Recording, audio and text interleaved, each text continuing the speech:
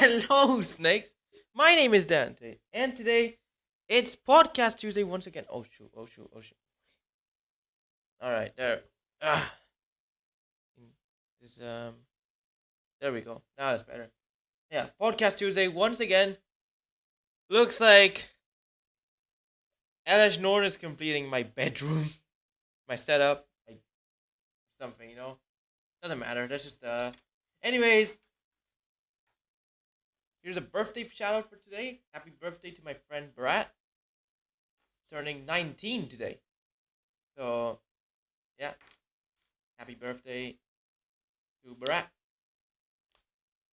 And but yeah, we also got some spoilers for Phyrexia.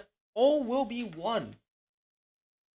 Basically, the uh um this is gonna be the planeswalkers. So we got 5 rare planeswalkers, which are not Phyrexian, and 5 mythic planeswalkers, which are Phyrexian. But they all have 3 activated abilities plus 1 ability, except for the Phyrexian ones they have completed instead. But which basically, if you pay their Phyrexian costs for like life or stuff, like they enter with less counters. And they introduce the first ever completed Planeswalker to have 2 Phyrexians in their mana cost. And that's gonna be an interesting this is gonna be, like an interesting how it works. But let's just go into the combo. And we got combo, wait, where is it? Alright, there we go. There we go, combo.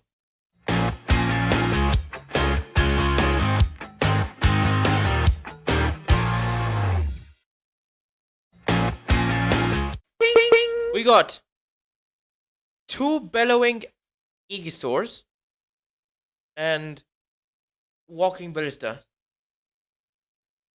So here's how the combo works. So what Bellowing Igisaur does, it's a 5 mana free 5 dinosaur with Enrage. When it's dealt damage, it hits. When it's dealt damage, it puts a +1 counter on your other creatures. And Walking Ballista.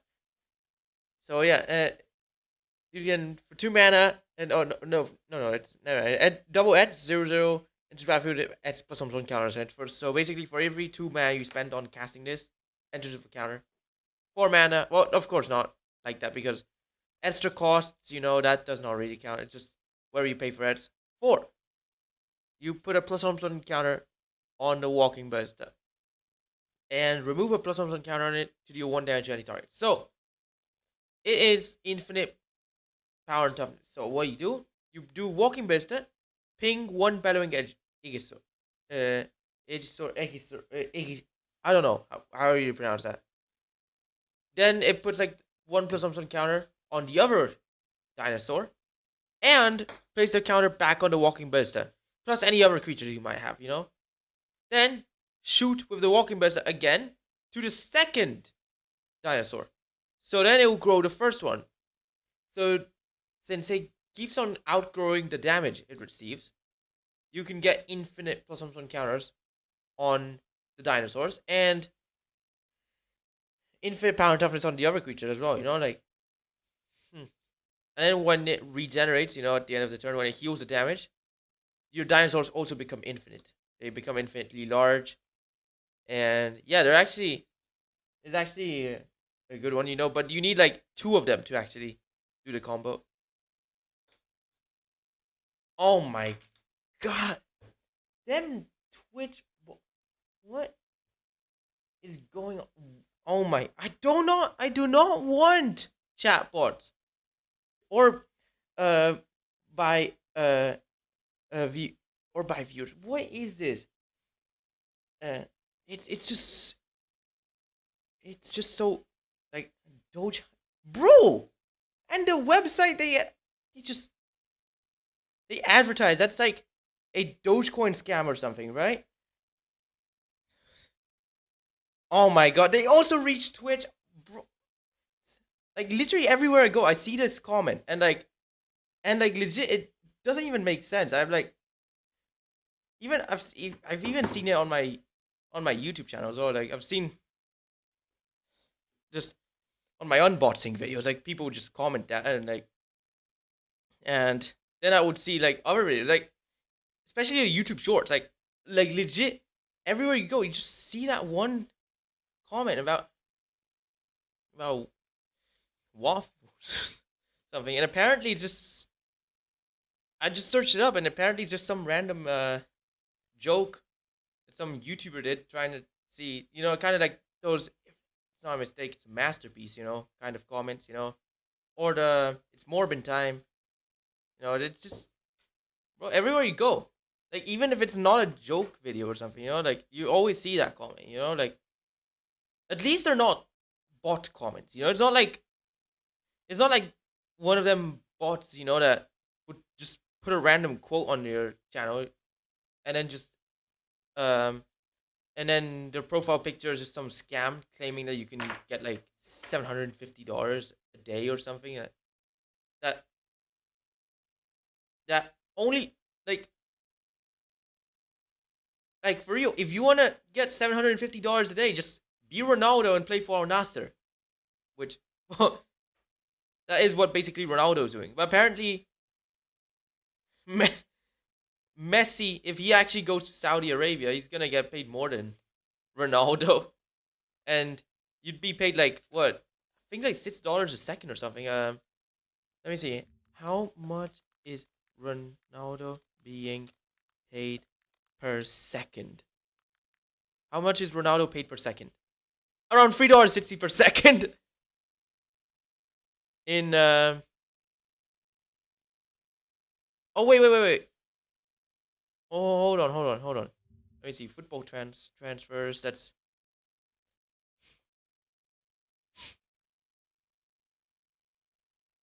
all right. Wait. So what is this? Let me see. Yep, that is related to Al Nasser. Yep, that is. So exactly that. He is being paid $3.60 per second. Now,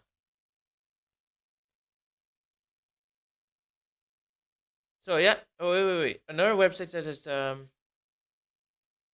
mean, I don't know. It's just it's Anyways, he still hasn't played for Al Nassr. He got like temporarily banned or something. Like honestly, I have legit no clue what. Oh, it's probably because he hit someone or something, right? Hmm. I don't know, but yeah, and yeah, let's go into the non-bow, and it is.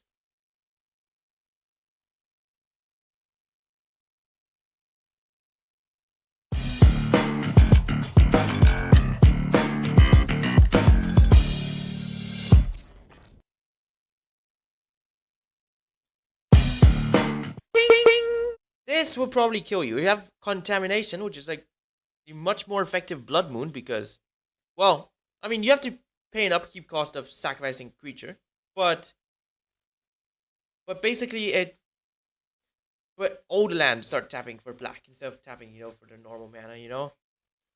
But it also affects you, that's so if you cast some pact that isn't that isn't a Slaughter Pact, then you will die on your next turn because you cannot pay the pact. A good thing would be if you could use Hivebind and then cast Summoner's Pact, Pact of the Titan, or Intervention Pact to give everyone, like the pact, and then they will have to die because they pay it. But Pact of Negation is this one pact. That one pact you just cannot use, in your favor with contamination.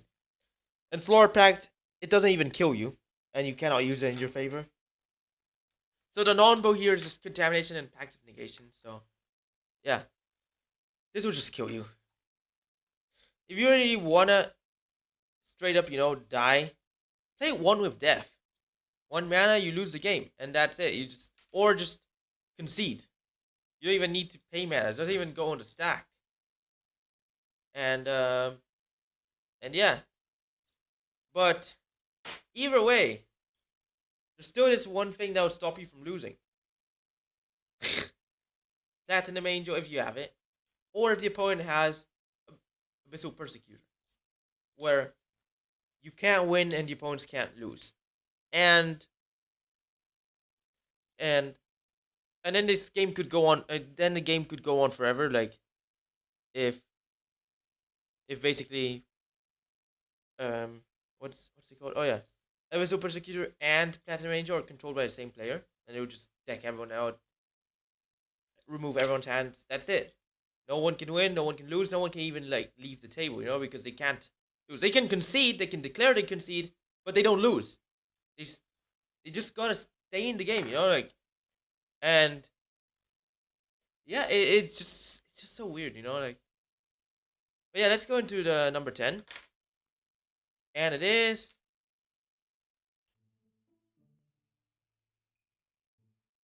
We got Nisa, Ascended Animist. Free, double green, double Phyrexia green, legendary planeswalker Nisa with completed. Now, here's the thing with completed for double Phyrexia.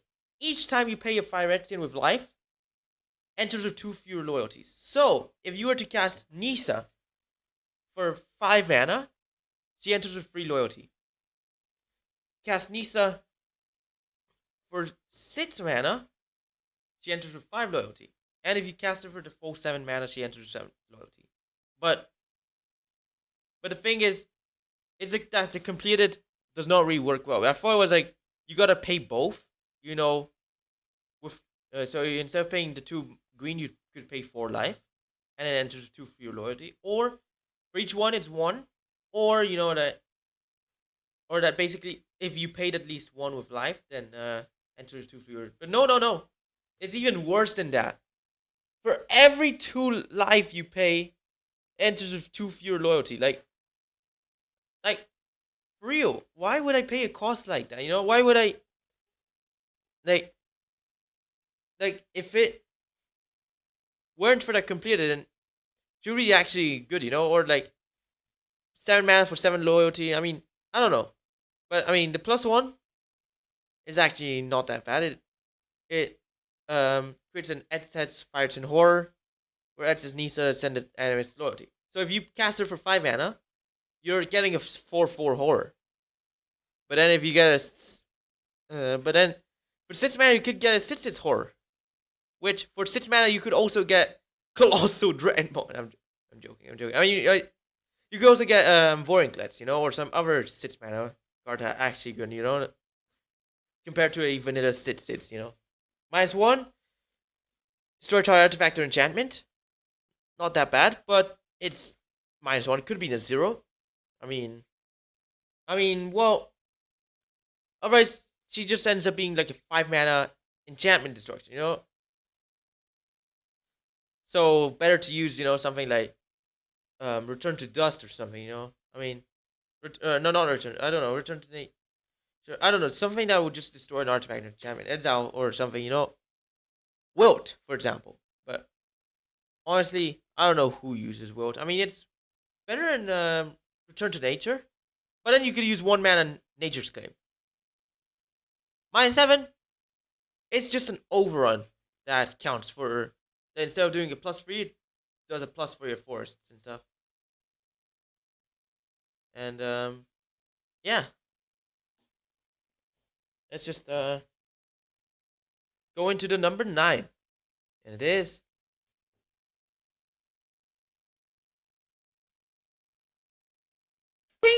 Tivar, Jubilant Brawler, 3 mana, 3 loyalty, legendary planeswalker Tivar, with the with your activated you may activate abilities of creatures you control as though those creatures had haste. Only issue is, it doesn't give them haste, Would have been better if it actually did, That would be great. You could attack, but no, it's only activate. Like, better use 1,000-year Litzer. Also for 3 mana, and you could untap a creature for 1 mana. Yes, he can do it for free by doing a +1, but it's sorcery speed.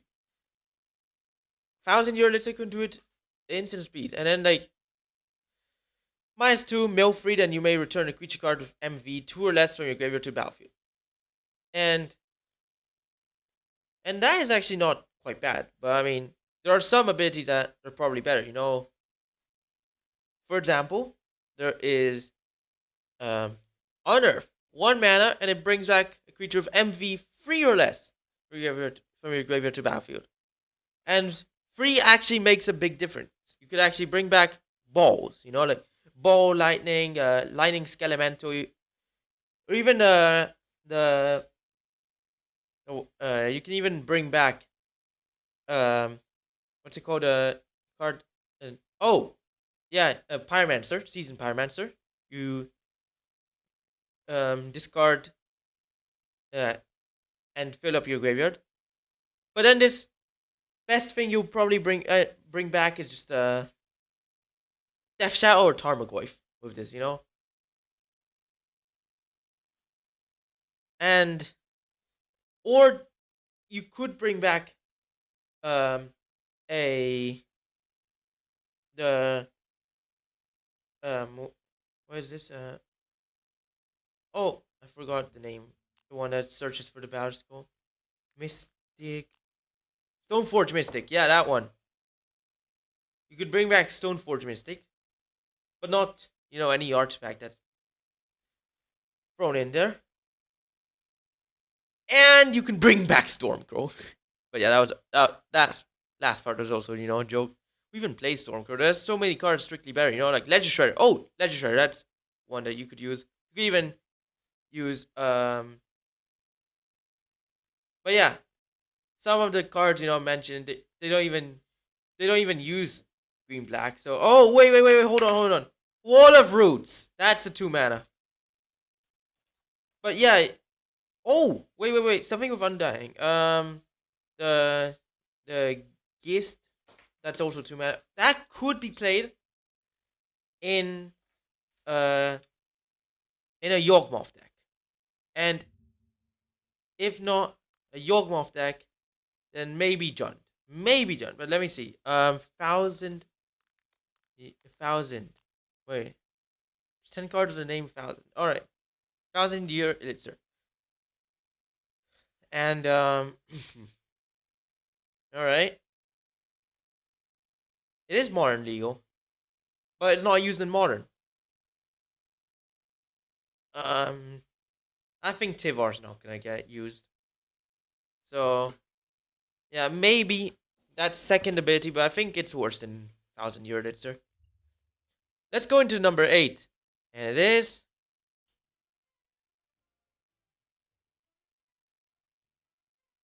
we got Luca, Bound to Ruin. 2, 1 red, 1 hybrid Phyrexia, red green, and 1 green. 5 loyalty legendary planeswalker Luca completed. So if you cast it for 4 mana, it's just a free loyalty. +1, add Gruul mana. And spend this mana only to cast creature spells or activate abilities of creatures. So that's kind of similar to, you know, some planeswalkers, you know, in the same color, like Rare Domri, or just, you know, there's so many, you know, that just add mana, you know, like as a +1. But this is like, it's a bit more, but it's restricted to creatures. -1, create a free Phyrexian Beast with Toxic 1, which is actually a powerful ability. Because it's a free and it's only costs 1 loyalty. Issue is it would die, you know, to the token would die to Bolt. Then Luca, if you completed it, you would die to Bolt. And then if you even if you completed Luca, him and the token would die to Searing Blaze. And yeah. And then -4 deals X damage divided to choose among any number of target creatures and or planeswalkers, where X is the greatest power among creatures you control as you activated this ability. And this is not even like a huge ultimate, you know, it just oh wait, forgot to mention, Tivar only has two abilities, not two loyalty abilities, not three loyalty abilities, but some rare ones also have three. Yeah. So he just does like a wipe removals, but yeah, it's not even that powerful, you know. Like it's just a normal card, you know. Like I don't even it's not that bad though. I mean, but I don't see. I don't think this is gonna be seeing play. Maybe Commander or something because that's not where you would find some of those like removals. Maybe if a modern deck would play this, it's gonna be a Ponza deck. Honestly, why would Ponza play this? Hmm. Let's just go into number 7, and it is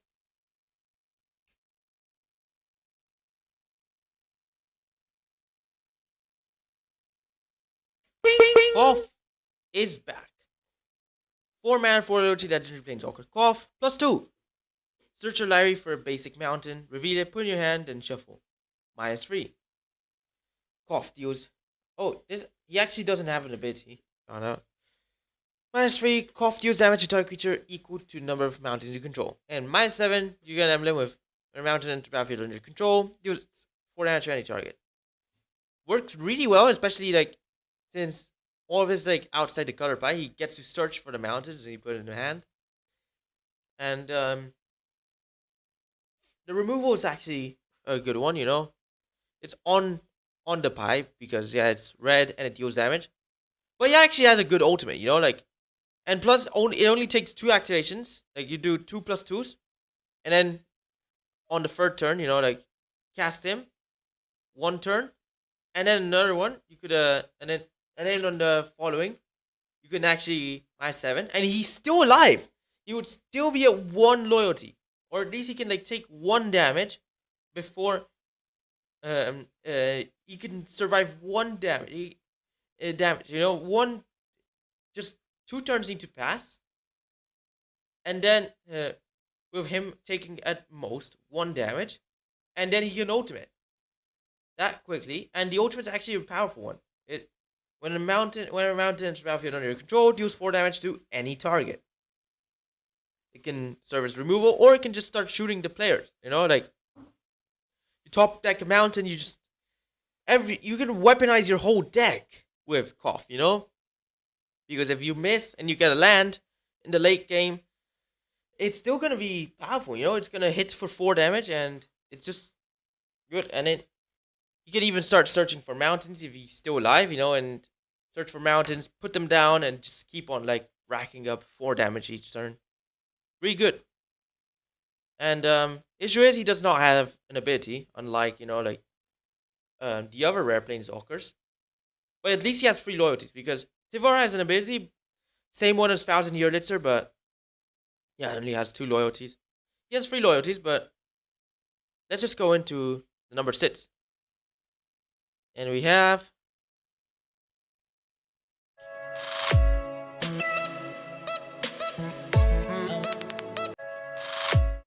we got the Eternal Wonder, 6 mana, 5 loyalty, legendary planeswalker. No more than 1 creature can attack the Eternal Wonder each combat. And +1. Flicker up to 1 target artifact or creature.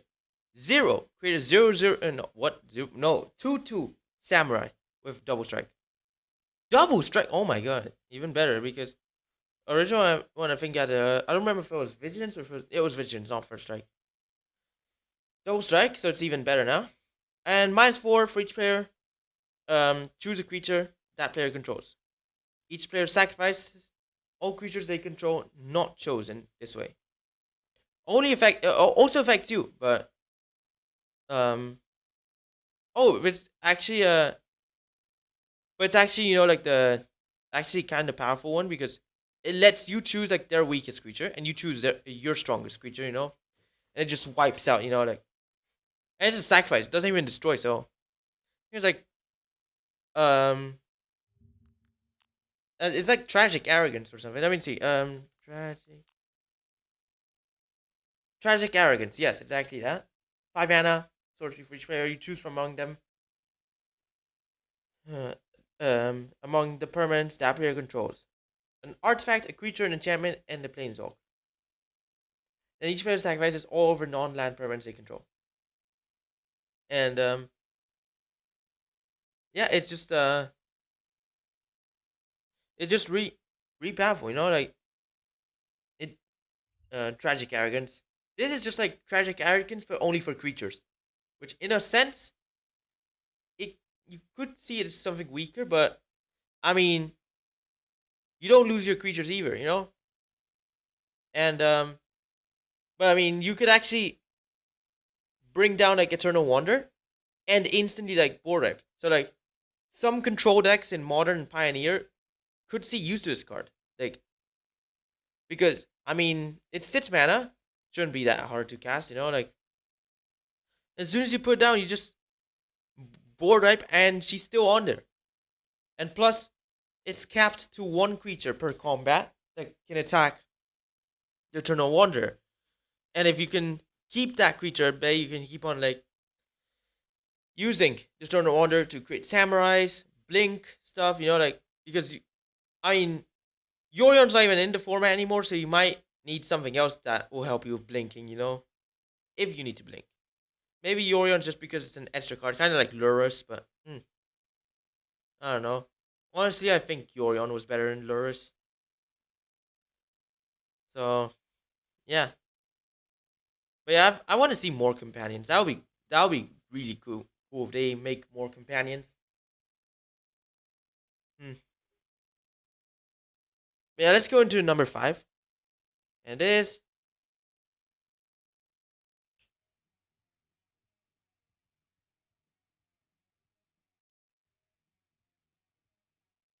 Kaito, Dancing Shadow. So 4 mana, free loyalty, legendary planeswalker Kaito. With whenever one more creature you control deal combat damage to a player, you may return one of them to its owner's hand. And if you do, you can do 2 activated abilities for Kaito. With a +1 being you can stop a creature from attacking or blocking until your next turn. For 0, draw a card, which is actually really good because it doesn't remove loyalty, and plus it's card advantage, you know, no conditions and stuff. And -2 creates a 2/2 drone with Death Touch, and when it leaves the battlefield, each one loses 2 life and you gain 2 life. So has a death trigger, has Death Touch as well. It's I mean 2/2 for -2 loyalty, but I mean it's 2/2 for -2, but it's still good, you know. It's a powerful creature because it has Death Touch and it drains the opponents for 2. And plus, you can like draw 2 cards per turn with Kaito because you can 0 and 0 again by bouncing, and you can sometimes you might even need to bounce a creature to actually do some certain effect, a really cool effect, you know, like ETBs, cast triggers and stuff, you know, like even with the drone, you can bounce the drone and the drone leaves the battlefield. Issue is you won't get the drone back, but there's like an extra damage, you know, life gain. Honestly, I don't know if that's how you would use Kaito, but he just he's good, you know. But yeah, let's go in to the number 4, and it is wait.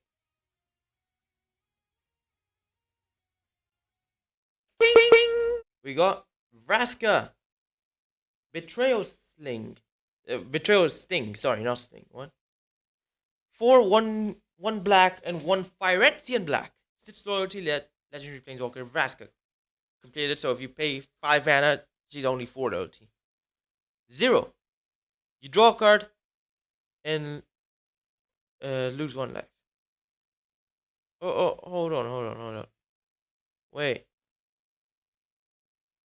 Let me see. So wait.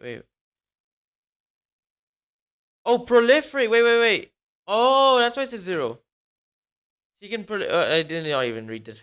Like I was like 0 -2 -9, and I overlooked that proliferate would just add the loyalties back on her. You know, 0 you draw a card and you lose 1 life. Proliferate.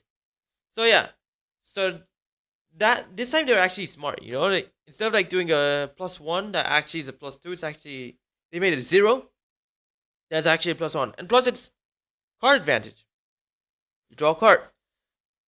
Issue is you lose a life, but not that much of an issue if you're playing black. You know, -2 becomes a treasure with a target creature becomes a treasure with tap, sacrifice it, add 1 mana of any color, and loses all other card types and abilities permanently, not temporarily. And plus, it's not even like an aura effect. It actually legit turns it into a stone. And -9. Wait, what? -9 is if if target player has fewer than 9 poison counters, they get a number of poison counters equal to the difference. So it basically puts the player on 1 poison, like a 1 on 1 HP, which is basically 1 poison HP. Because there's actually, you know, like there is another Vraska from the other one from Itsland. She's 4, 1 green, 1 black. Not the Planeswalker deck Vraska. Planeswalker deck Vraska is actually from Rivals of Itsland, and she's just mono black. But yeah, the one from Itsland, her ultimate sets the player's life total to 1. And yeah, this is actually cool one, you know. It sets the player on 9 poison count. So 1 poison and they're dead. What's next? Vraska that sets the player on 20 commander damage from one of your commanders? That would be an interesting one. Target player has if you dealt less than 20 commander damage to target player, that player receives commander damage from you equal to the difference. That would be a really cool one. And then like 1 tap with your commander and they're dead. Let's just go into it on number 3. And it is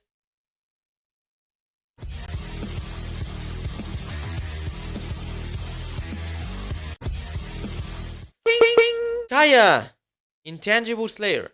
3 double white, double black. 6 loyalty legendary planeswalker Kaya. With hexproof. Yep, planeswalker with hexproof. I mean, I don't know. Yeah, that's actually I think the first one. Honestly, I think like let me just check up on Gather. If we go Gather, advanced search, types planeswalker. Planeswalker. And add the text rules text hexproof. And there's gonna be some, of course, 3 planeswalkers that give hexproof. We got Domri, right? The original one. And that your emblem gives your creature double strike, trample, hexproof, and haste. Kaya unhexproofs your opponent's permanents with hexproof and the opponent themselves. And Teo gives you hexproof. And that's the only planeswalker that actually interact with hexproof. 2 of them being from War of Spark. And the third one being Domri, which is actually from Ravnica. Yeah, but still. This first one actually has hexproof by default, so this one's actually immune to removal. They actually have to kill her down with dealing damage, and that's gonna be a hard task, considering that she has 6 loyalty and +2s every turn. Each opponent loses 3 life and you gain 3 life, so you drain 3 every turn as well for +2, and she keeps on going. She just a 0 allows you to draw 2 cards. Oh my god, 2 cards for 0. Yeah, that's like insane, yo. You've seen like +1 that draws you 1 card and lose 1 life, but for 0 you can legit draw 2 cards. I mean, the opponents get to scry 1, but hey, you're drawing cards, you know. That's better than scrying. They only get to scry 1 while you draw 2, you know. And -3 allows you to exile target creature enchantment, and if it wasn't an aura, you get to clone it, except it's a 1/1 spirit with flying. So you can take someone else's creature or enchantment as your own, except it's a bit weaker. I mean, or if it's an enchantment, it's not even like weaker. It becomes real. It becomes a 1/1 spirit. You know, it actually serves as a creature. Makes it easier to die probably, but it's But yeah. Anyways, hey Brad, how are you? Mm.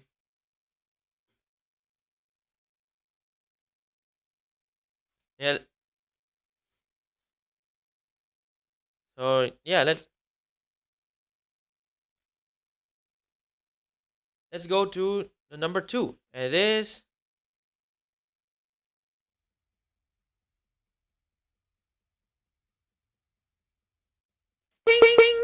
Nahiri, the Unforgiving. 1/1 red, 1 Phyrexian hybrid Boros, and 1 white. 5 loyalty, legendary planeswalker Nahiri. We've completed.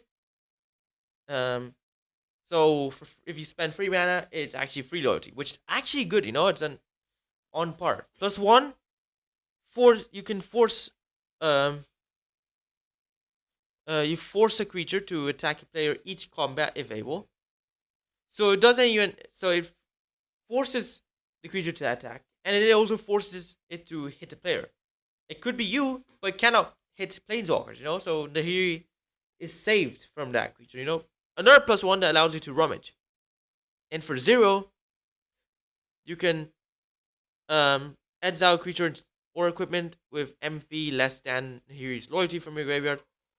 Clone it, or copy it, you know, like your token is a copy of it. That token gains haste.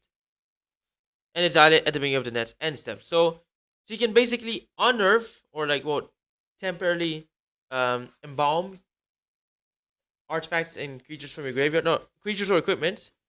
And yeah, some decks could actually start using her, you know, like uh so um because she can just start animating stuff, and she gets big enough, you know, like maybe like +1 and then you do 0, you can actually bring back temporarily the Batter Skull. And yeah, or you can even like use her and just start bring back play Nahiri and Mardu. Or also um for some decks, you know, if you want to lure out the creatures to force them to attack, block them, and kill them, Rummage as well. Dredge could play this because a +1 for Rummage, but which not loot, but Rummage, and you can cast her for free mana. But at this point, I don't know if you're even gonna reach free mana. Once you have like 2 mana or something, you're gonna. Oh wait, never mind. Life of Loam, you can actually start playing the lands back. You know, like from the graveyard. And yeah, she actually seems like honestly none of the planeswalkers re look like they're gonna be powerful, you know, yet, because there's still one last one. I mean, Nahiri's, but if something, Nahiri's like the best out of them so far. We still got one last one. That isn't 100% confirmed what's gonna happen. But the just think decides to include it because why not?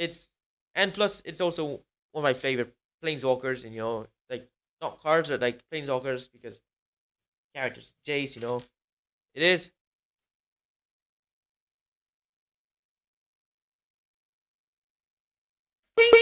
Jace, the perfected mind. At least it is a 2 and 1 blue. We don't know what's the rest of it. It could be a second blue. It could be a Fireton blue. I mean, no. At least there's going to be a Fireton blue because it has completed. Loyalty has not been confirmed yet. +1, it has something that gives a creature something until your next turn. Maybe like hexproof, on flying or something. I don't know. We don't know. Um, but it's gonna do something to one creature. A -2. It's gonna do something. Something from a graveyard. Honestly, I don't know, but it's gonna draw some card or something. And the minus adds, it just targets. So targets, but my best guess is that the minus adds will allow target player to draw X cards.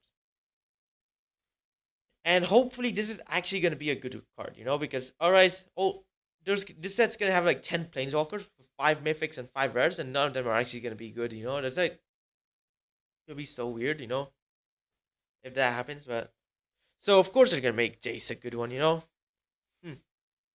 But yeah, honestly, they started releasing so many like spoilers, but the thing is, it's just hard, to find the good ones or find like good quality ones, like because most of them have someone's finger on them. Yeah, yeah, it's just, like seriously, like I prefer the other sets where we don't even have spoilers with someone's finger on them. Like for real, why are there so many spoilers with someone's finger, some fingernail or something? Like even like the fast lands or something. It has someone's finger on them. Oh, and the fast land spoilers are actually real. Like I saw it on Reddit, so I thought it was fake. Plus I saw comments saying that it was fake. It was not gonna happen. We're not gonna get fast lands back.